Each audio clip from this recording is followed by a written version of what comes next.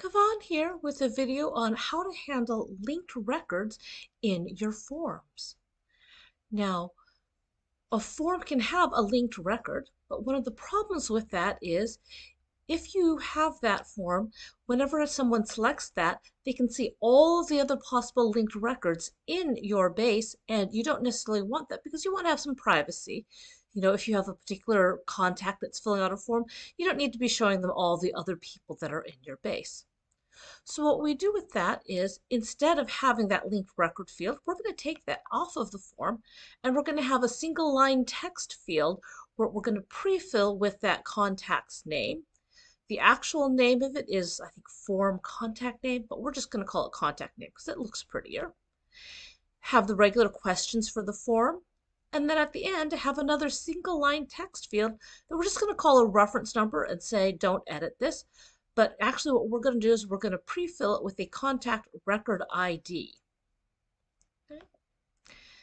And that way we're going to generate a pre-filled form URL for each person in my contact space.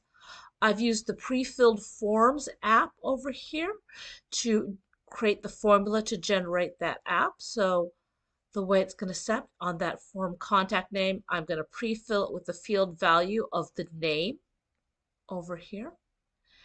And then on that form contact record ID, I'm going to pre-fill it with the formula result, and I'm going to put in that record ID as my formula.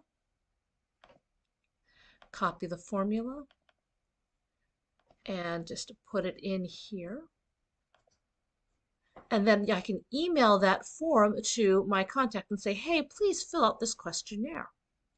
So it looks like Meg's already filled it out, but we can have Joe fill it out. So she'll get the link that I've emailed it to her. You can see it's pre-filled with her name, and she can enter a number and pick a status.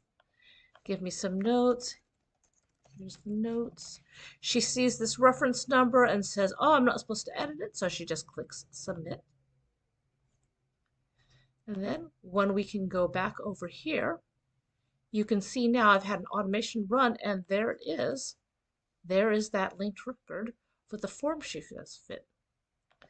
So what I have in the background is an automation that runs that's going to link that form submission to the contact. The trigger is fairly simple. It's when a form is submitted. And then I just have a single update record action. On this action, it's the same table where the questionnaire is, the record ID is the triggering record ID. And then here's the beauty of it when you use that record ID as the pre-fill, that I can say for my linked contact records, all I'm going to do is I'm going to use that pre-filled value on the form contact record ID. And that's it. Let me show you how you select it from here, from record 1. And then it's down here, this form contact record ID that got pre-filled. I don't have to put any brackets in it. I don't have to worry about it messing up any other existing linked records. I just put that right in. That's all there is to it. Then it comes through nicely linked. And then if she wants to fill out that form again, and this is a new number, this is 7, and now everything is done. Great. She submits that.